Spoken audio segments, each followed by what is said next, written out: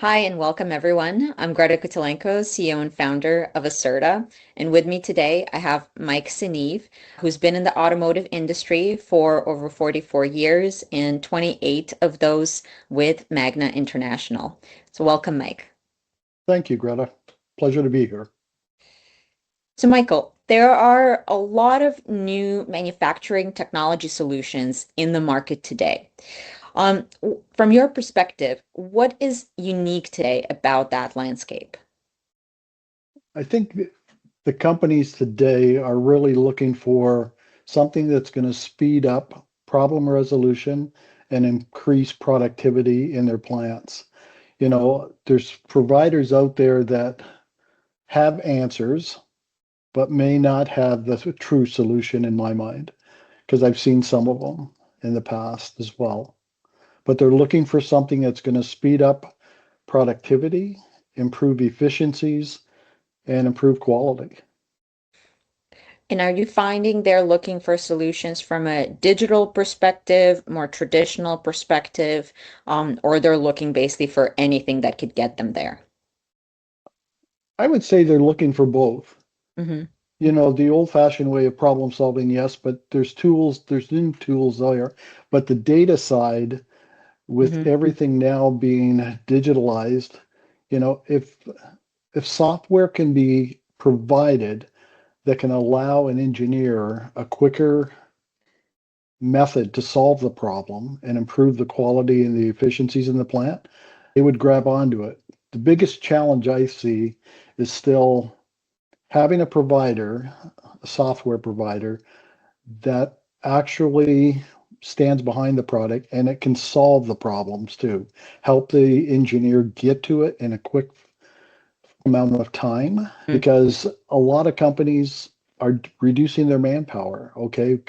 Everybody wants improved productivity, improved quality.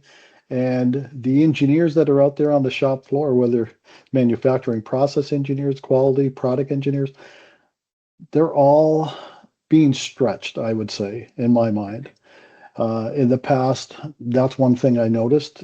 And there's a lot of pressure to reduce headcount, but Mm. giving them a tool that can make their life easier in solving problems and improving the efficiency, you know, they would want that. The engineers would. Management, they would look and say, okay, if it's helping my engineers and I'm getting better productivity, then let's go for it. Hmm. That's a great lead into my next kind of question is when it comes to the plant, how are the different solutions being assessed by the decision makers within the facility?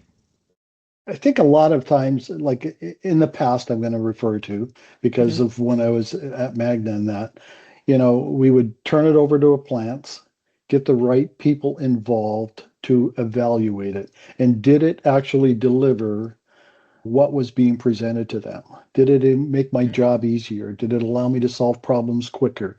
Did it show me where there is variation? Okay, so at a plant, those engineers would have to speak to their managers and they would have to stand behind it, because if it improves the plant's efficiencies, that's a key item. But at the same time, if it improves the quality and reduces the cost of poor quality, Hmm. people jump on it because it's then justifies the investment of whatever software package is out there to help them. In your time and what you've seen, I know automotive is very quick turnaround, so I know time to get payback is very critical. What Mm. have you seen from that perspective from the plants? From the plants, if a plant can show a payback of less than a year, there's never an Hmm. issue of trying to get the money from leadership, whether it's the plant manager, general Hmm. manager, or going up to a vice president. It's when it says, well, it'll pay back for itself in 2, 3, 4 years. It's a different story, because it's not delivering on what the plants have control of. Less than, if it's less than 6 months, it's a no-brainer. Like, Hmm. people will jump on it right away. Hmm. And then from a perspective of corporate, and you mentioned that corporate was often involved as part of the whole decision. So from their perspective, what do you find they're looking for? Depends on what part of corporate. And when I say it depends on what part of corporate, like, and also different type of companies too. Hmm. Because when you think of different companies, you have centralized companies, okay, where the corporate engineering, corporate quality, the different areas have more control over a plant. But if it's a decentralized organization, Hmm. then it's another thing. Then the corporate people will go to the plants, take the software, get a couple of plants to try it, prove it out. Hey, it works fine. And then the IT people at the same time would be involved monitoring the security features, the interface. Does it integrate effectively across our different, let's say, systems that we have throughout a corporation? Smaller Hmm. companies, it's easier because they may only have one standardized backbone system. But when it comes to large corporations, there may be more complexity. So the IT people have to worry about the cybersecurity. When you let something come into your plant, how am I going to protect losing anything, from having someone break into the back door? And Hmm. then next thing you have is an OEM that's upset with you as well because all of a sudden security's been breached at their level too. Hmm. So when you think of this overall corporate company decision, you see IT as a partner in assessing the good fit in just security and safety of a solution. I would definitely look at it that way. And then the corporate functions, the quality definitely, because, anything that's going to reduce the cost of poor quality or Mhm. improve efficiency and productivity and throughputs, they're all excited about. Yeah, for sure. So when thinking about using a third-party solution Mhm. or building one in-house, how have you seen manufacturers typically decide? Depends on the size of the company. I'll go back to that. Okay.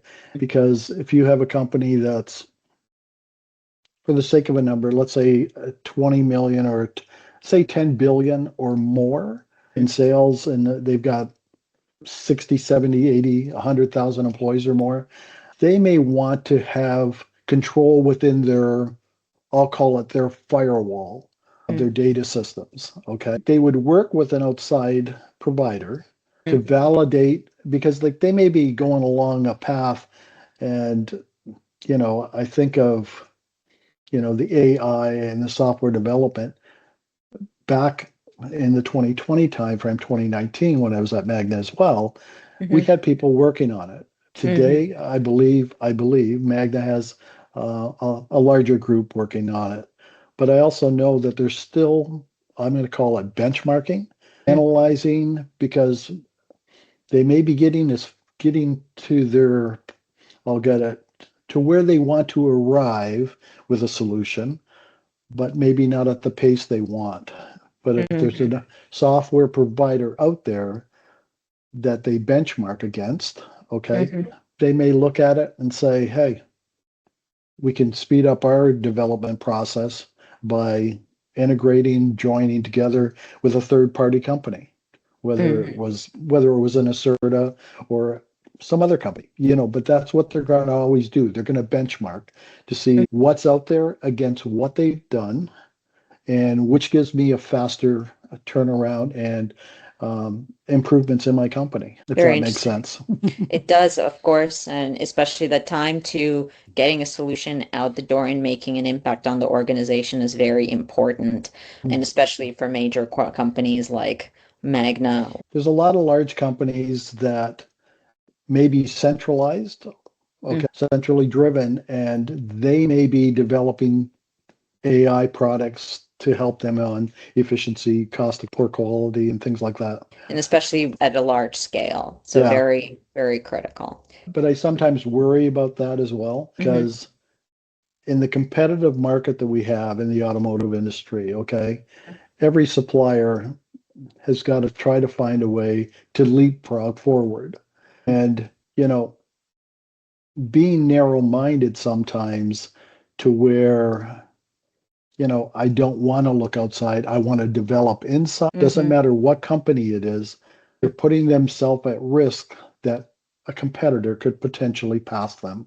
So Hmm. they've got to learn, all the suppliers really have to learn to keep an open mind. It's good to develop your own if you can. Don't close the door on looking at the opportunity to learn from someone that's already developed something that could Hmm. speed up your development process or actually drop it into your operations and improve your business. Yes, 100% agreed, especially with the race to get to autonomous operations faster and with Oh, some of the reduction in staffing, as you mhm. mentioned, across facilities. It's really important to stay ahead of the Yeah. curve because technology is leapfrogging quite quickly today. Yeah. With the humanoids and the AI development. Well, thank you so much, Michael. It was really great to hear your insights and very important notes to take both for ourselves as well as many other manufacturers out there. Take care. Have a great day.